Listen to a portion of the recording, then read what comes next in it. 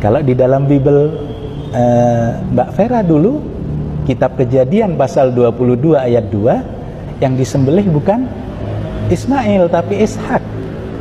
Masih ingat ya? Ingat. Ambillah anakmu yang tunggal, satu-satunya anak laki-laki yang kau miliki. Itu perintah Allah. Kemudian ditambahi yaitu Ishak. Nah, kata Ishak di situ sisipan, Mbak Vera. Banyak juga ulama Islam yang menyebut Ishak yang disembelih Ibrahim bukan Ismail. Banyak juga ulama Islam yang menyebut Ishak yang disembelih Ibrahim bukan Ismail. Halo sobat-sobat semuanya, jumpa lagi di channel Warta Kabar Baik. Selamat pagi buat yang menyimak video ini di pagi hari. Selamat siang, sore, dan malam buat yang menyimak di siang, sore, atau malam hari. Sobat-sobat, video-video di channel Warta Kabar Baik ini hanya dikhususkan bagi jiwa-jiwa atau orang-orang yang berpikiran terbuka ya. Bagi yang tidak berpikiran terbuka, skip aja deh. Oke, terima kasih semuanya. Jangan lupa subscribe, like, komen, dan share ya. Jadi ketika Ismail alaihissalam ini lahir, Allah perintahkan untuk menyembelih. Kalau di dalam Bible Mbak Vera dulu, kitab Kejadian pasal 22 ayat 2, yang disembelih bukan Ismail tapi Ishak. Masih ingat ya? Ingat. Ambillah anakmu yang tunggal, satu-satunya anak laki-laki yang kau miliki. Itu perintah Allah. Kemudian ditambahi yaitu Ishak. Nah, kata Ishak di situ sisipan, Mbak Vera. Salah satu bentuk pemalsuan, tahrif di dalam Bible adalah tambahan kata Ishak. Menuduh bahwa dalam kitab Kejadian 22 ayat 2 sudah dirubah atau disisipkan. Anda harus bisa buktikan mana teks yang asli dan mana teks yang ada perubahan. Kalau Anda bilang itu yang sekarang adalah sisipan, Anda harus bisa buktikan yang aslinya mana. Kalau Anda hanya menuduh sesuatu sudah dirubah, tidak asli, tapi Anda tidak bisa membuktikan yang asli, tidak bisa menunjukkan yang asli, itu namanya fitnah. Dan ketika fitnah dilakukan, disebarluaskan oleh sosial media lewat YouTube dan sebagainya, maka itu menjadi pembodohan dan public deception, penipuan publik. Ya, jadi dengan segala hormat, Bapak yang oleh sebagian orang Anda dianggap ustadz, ya bagi saya Anda bukan ustadz, ya Anda bukan Islam, Anda hanya ngaku-ngaku Muslim, ngaku-ngaku Islam, tapi kelakuan sama sekali tidak Islami. Anda memfitnah Bible dengan sangat kurang ajar, menuduh bahwa kitab Kejadian 22 sudah dirubah, disisipkan, dipalsukan katanya.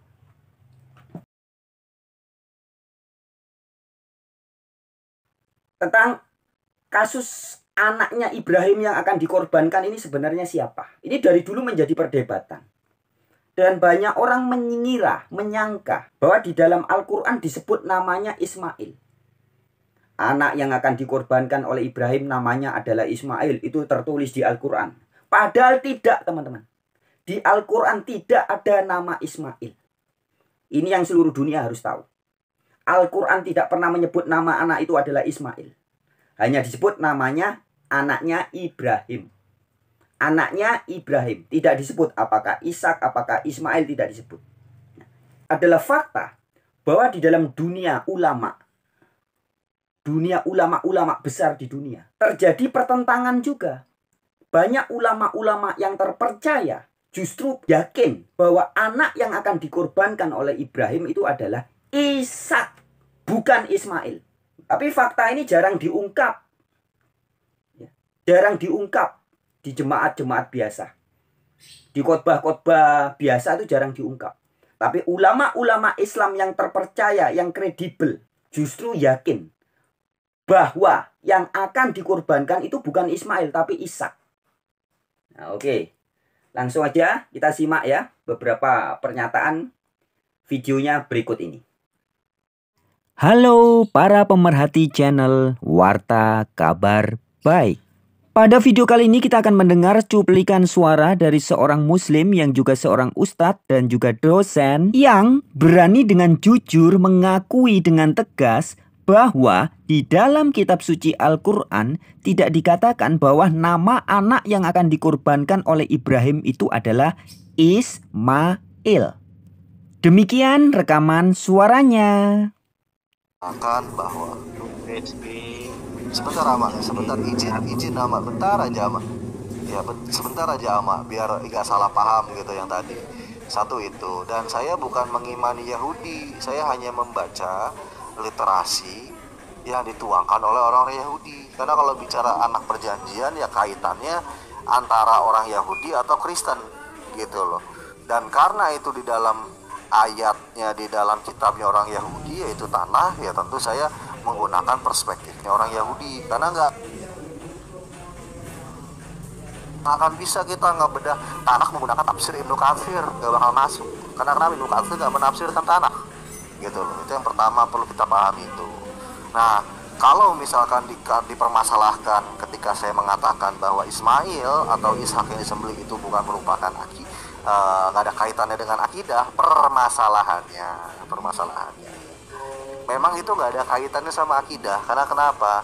Boleh cek di dalam Al-Quran, nggak ada secara tekstual mengatakan ini disembelih itu Ismail atau Ishak, nggak ada namanya. Boleh dicek gitu loh.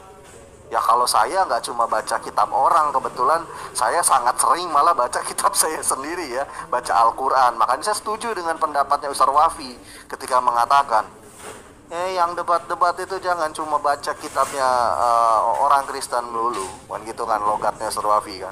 Tapi baca juga kitab Al-Quran gitu loh. Dan saya kebetulan lebih banyak baca Al-Quran karena kenapa? Saya umat Islam gitu loh. Bukan umat Yahudi, bukan umat Kristen. Jadi saya baca Al-Quran lebih banyak porsinya.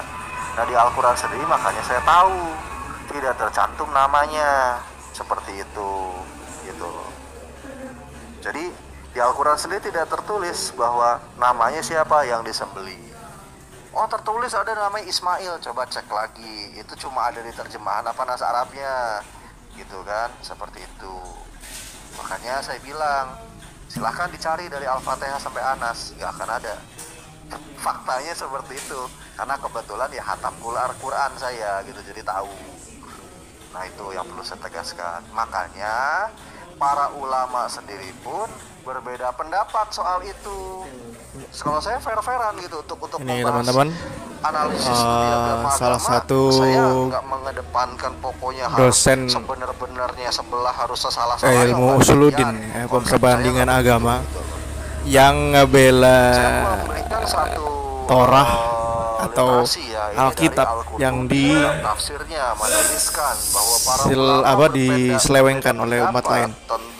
Dalam hal ini adalah Mas Raka, karena sering membahas Alkitab dengan framing beliau, ya, dengan pendapat beliau.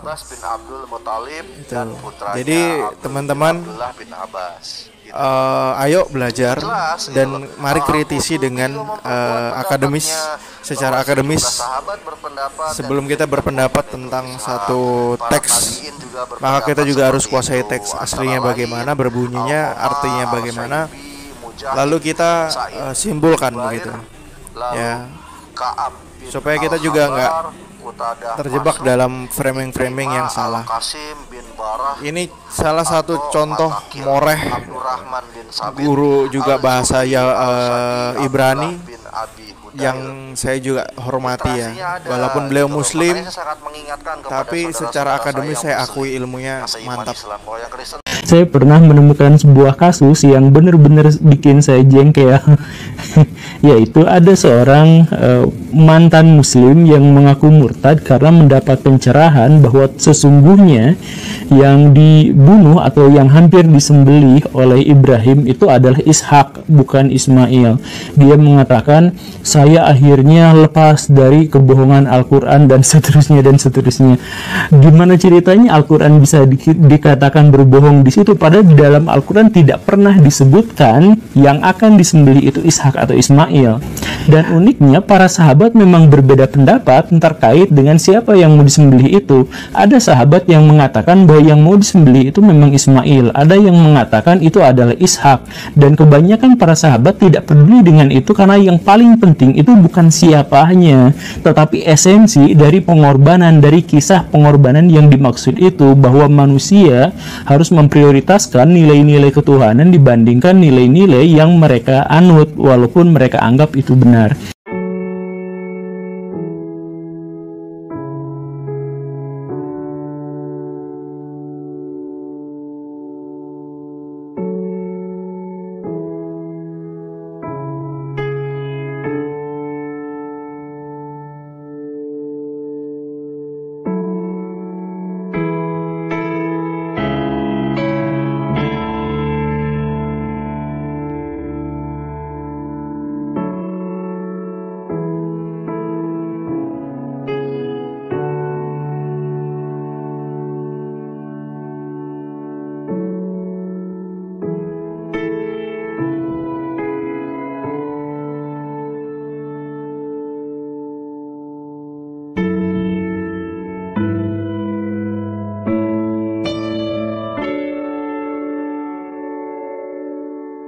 Kala dawuh sapa Ismail ya abadi, pokoknya anut tahu sing darani ku Ismail, jadi ada juga tahu sing darani ku Ishak. Tapi kita melok partai mayoritas mawon rata-rata bilang sing disembelih itu Ismail. Padahal rata-rata ulama sing top-top darani Ishak. Tapi ini Indonesia agak populer. Ismail Ishak. Ismail Ishak. Ishak apa Ismail? Dasar atau ngaji. Jadi sebetulnya perdebatan ulama itu lebih mengarah ke Ishak. Tapi mainstream kita di Indonesia itu lebih ke Ismail. Ya rasa mikir tak kok alasan itu. Karena dia kita aja Ishak kan. Tapi yang terkenal Ismail. Karena di goblok malah repot. Malah umumnya ngomong Ismail ya. Ismail. Jelas orang jurno wis. Angel panjang apa? Gini ya logika saya terangkan. Kitab suci itu kan 4, tapi yang punya cerita samawi itu hanya 3. Zabur itu tidak, Zabur itu hanya mau ibadah, jadi tidak ada keterangan itu. Kemudian banyak ulama yang meyakini itu Ishak, apa? Ishak. Tapi kita ikut apa? Yang partai siapa? Partai siapa? Ismail. Nah, kenapa kita ikut Ismail? Ya sudah, karena Ismail. Ya sudah Ismail. Tapi rodok panjang mungkin kalau kita tanya. Jadi nopo gitu. Sudah waktu raroi jadi repot. Di kitab-kitab Taurat dan Injil itu memang keterangannya itu Ishak ad-Dabi. Apa Ishak yang berstatus disembelih. Tapi kita sudah kadung kadung Ismail mungkin kalau terang. Dawe Ismail pula gak ada Ismail mawon daripada melok partai minoritas gak pemenang pemilu malah repot. Padahal banyak juga ulama Islam yang menyebut Ishak yang disembelih Ibrahim bukan Ismail. Banyak juga ulama Islam yang menyebut Ishak yang disembelih Ibrahim bukan Ismail. Seperti halnya perbedaan dalam internal umat Islam sendiri soal siapa yang disembelih, Ishak atau Ismail. Ada ulama-ulama Islam yang menyebut Ishak.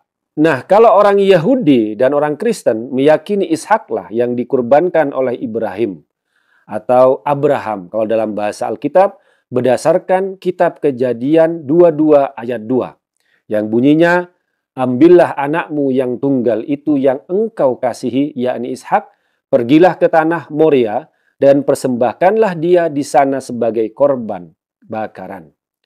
Ada tertera secara eksplisit di ayat Alkitab tadi nama Ishak.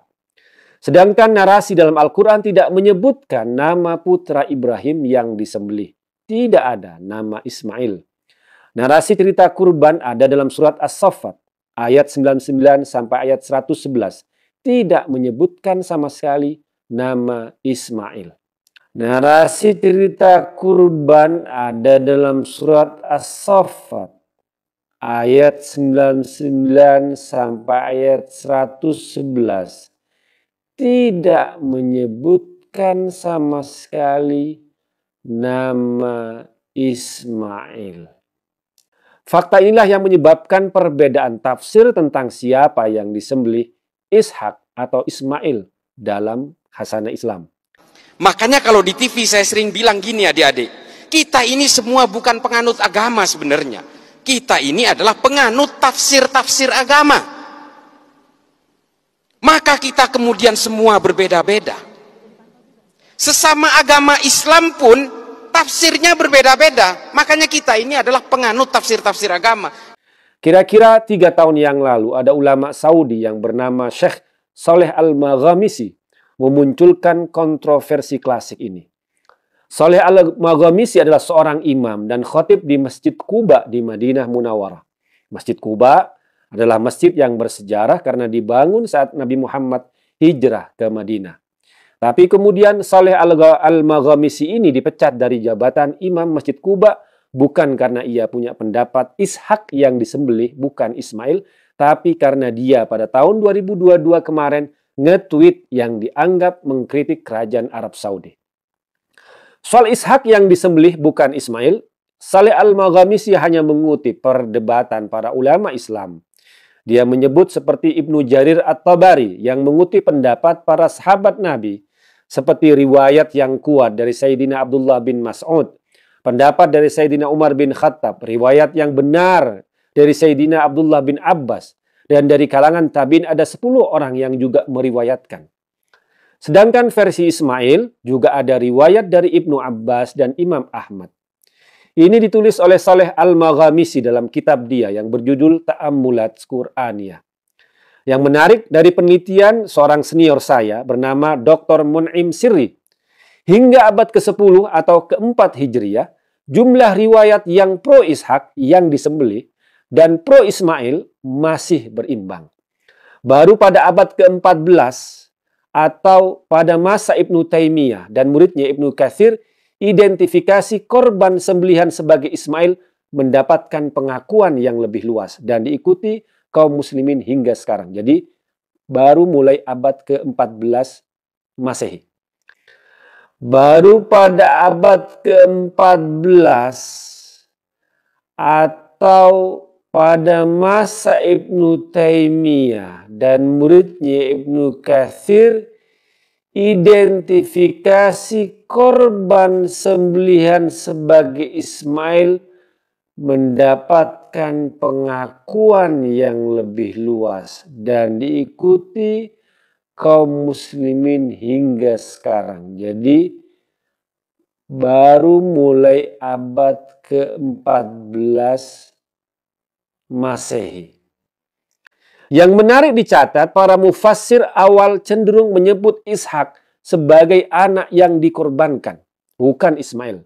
Seperti mufassir Muqatil bin Sulaiman pada abad ke-2 Hijriah atau abad 8 Masehi, ahli tafsir paling awal yang karya utuhnya sampai kepada kita, yang secara tegas menyebutkan bahwa Ishaklah sebagai zabih, putra yang disembelih. Juga dalam tafsir At-Tabari abad ke-4 Hijriah atau abad 10 Masehi yang merekam beragam pendapat para ulama terdahulu. At-Tabari menyebut 17 riwayat yang mengidentifikasi Ishaklah yang disembelih. At-Tabari juga menyebut 24 riwayat yang mengatakan Ismaillah yang disembelih.